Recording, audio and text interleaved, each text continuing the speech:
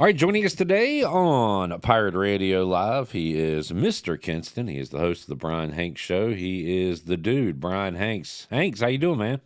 I am doing very good, man. It's my honor to be on your show. And I don't know if I'm allowed to say this or not, but I'm going to anyway. I'm a huge fan, man. I hope you know that. Every time I'm in Greenville, man, I turn you on, so to speak, and listen to you. And thank you for the movie tickets a few months ago. My wife and I want to thank you. We had a great time, okay? What'd you go see? Goodness gracious. Now you're going to put me up against. Hey, wifey, what movie did we go see? I only go to like one movie a year, so it's easy for me to remember. I saw Twisters, and that's it. That's the only one I've seen in the theater. Dude, I think it was Twisters. I think Yeah, that is what we saw. around that time. Yeah. Yep. So Bryan, Thank you. big. Yeah, no, yeah, of course.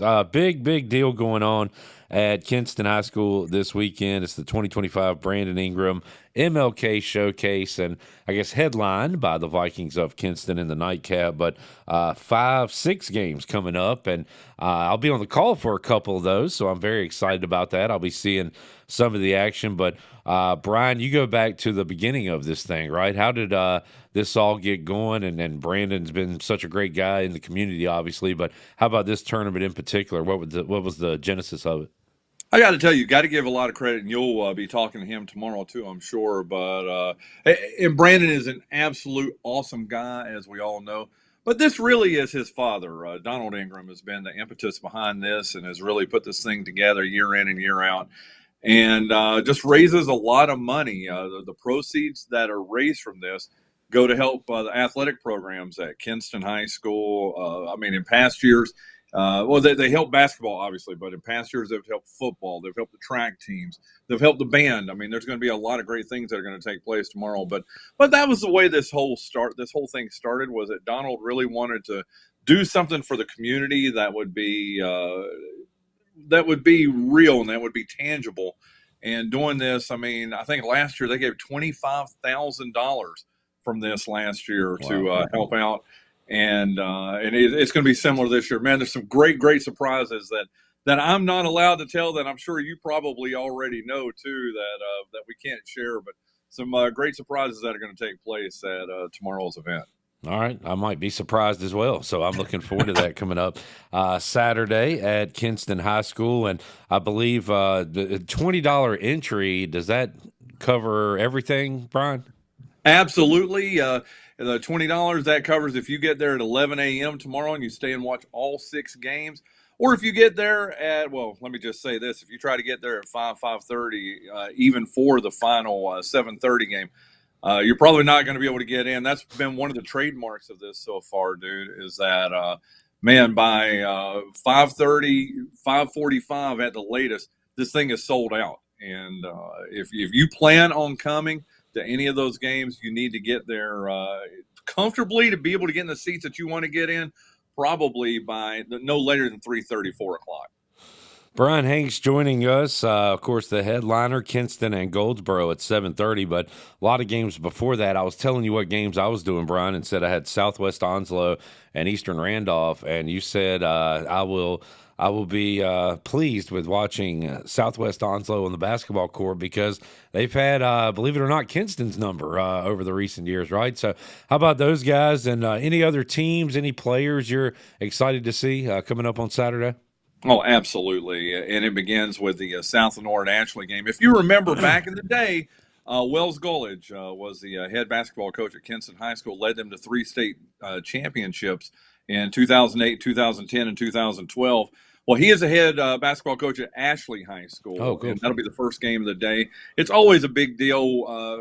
Wells is still got that just that cult of personality around him that everybody just loves him. He'll be there for the first game. And South Lenore participating in this for the very first time. Again, you were mentioning Southwest Onslow in the second game. Man, you talk about a team, and you said it best, dude, that has had Kinston's number, has beaten Kinston 3 consecutive times, all in the regular season. And in fact, 17 straight years Kinston had won their conference championship, from being in 3A and even down to 2A. And that ended last year pretty much at the hands of Southwest Onslow, too. The third game of the day, which is Swansboro at New Hanover. Check this one out for size, Clip. Swansboro is going to come in. Now, they're 11-0 as we sit here right now. They will be 12-0 after they beat Dixon tonight because Dixon hasn't won a game yet. And I'm not denigrating Dixon. Now, watch, I say that, and you know what's going to end up happening now is Dixon's going to have the upset of the century. But Swansboro is going to be 12-0 in tomorrow's game. And then on top of that, New Hanover, a traditional powerhouse in the state of North Carolina, they're 12-2 going into tomorrow. So you're going to have two teams with a combined 24-2 mark playing in that third game. And then again, that White Oak South game that you're going to be doing, another great game. South Meg, coached by former Kinston assistant coach Chris McDonald. It's just going to be a great day of basketball. And then obviously, Kinston versus Goldsboro, the very last game of the day, has always come down to being a very good one. Here's a little trivia for you that I think is going to blow your mind a little bit here, Clip. Kinston has been doing this every year since 2000 or since 2020. They've never won in it. How's that for trivia for you? Oh, wow. The first 3 years of it, Farmville Central in the nightcap, as we know how good the Jaguars have been. Yeah. Back of the woods. And then the last couple of years with Goldsboro. Goldsboro has beaten Kinston. So Kinston is 0-5 in their own event. How often do you see that happen?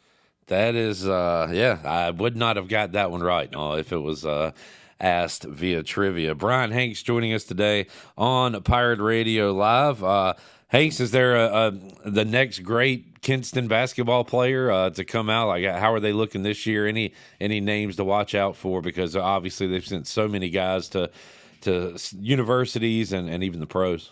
Oh, we've got try this one on for size. We've got 5 guys right now, Clip, that are playing Division I basketball. I'm not talking about playing D2 or community college. We've got 5 guys from Kinston High School right now playing, and the pipeline continues here in Kinston. In fact, a player, a last name that you're very familiar with, Terrence Copper's son, Tyreek Copper.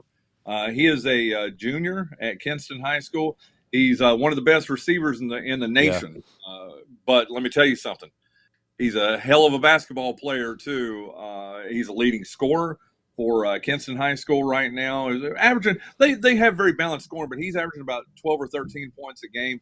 Then a pair of sophomores, Keyshawn Herring and Jamarian Washington, are, like I said, a pair of sophomore guards. And they're both averaging in that 11, 12 points a game range, too. And all 3 of those guys will be playing D1 athletics. Tyreek, obviously, will be playing college football, and we're hoping just right up the street from you over at Dowdy Ficklin. That'd be nice, but I know a lot of schools want his services, and I was sitting in this chair Wednesday talking to Holt Nailers, Terrence Copper, a future guest on the Holt Nailers show, and I said it then, I'll say it again. Terrence Copper, one of the greatest guys ever. Love T-Cop. He did some stuff with us at Pirate Radio here years ago, and I still keep up with him, but very happy to hear about his son's success because I remember when he would come in the studio, he was a very nice young man, and looking forward to seeing him on the court. That'll be fun coming up on Saturday. Big weekend, obviously, Hanks, with the basketball and also the football, and I got a game to watch tomorrow night. I know you have some tie-ins with the Ravens, right? So you looking forward to Sunday night? I am for sure, but don't get it twisted. In fact, I was looking. I can't believe I'm disappointing myself that here in my office I don't have my Washington Commanders hat right here with me either. I know you're a big Commanders guy. I love our Commanders too, and just so pleasantly surprised the way this year has been. But yes, you're right. My 2 stepsons, big Baltimore. I know Scott's fired up, right? Oh, I'm telling you, they are. They're beyond fired up. I'm fired up for them, and we're all in this household praying for a Ravens versus Commanders Super Bowl. Although we may be a year or 2 out from that. Yeah, a little ahead of schedule, but looking forward to Commanders Lions coming up. Bryan, what else you got going on, man? What's you can tell folks about your show or anything else? I know you got a lot of. You wear many hats. I'll say that. Well, I need to with this receding hairline. I need to wear as many hats as possible, dude. But no, I'm just very excited about tomorrow. I mean, we've been pointing to tomorrow for a long time here in Kinston. It's a big deal. Now. This is going to be Is this the first time you've come to it? It will be, yes, sir. Oh, you are going to be. You're going to be blown away, Cliff. You really are. It is a lot of fun. This whole community comes together. Now they've put new bleachers in at Kinston High School. I don't know last time you were there, but it reduced the capacity about 200, 220. So we're only able to get about 1,600, maybe 1,650 folks in Viking Gymnasium, and let me tell you something.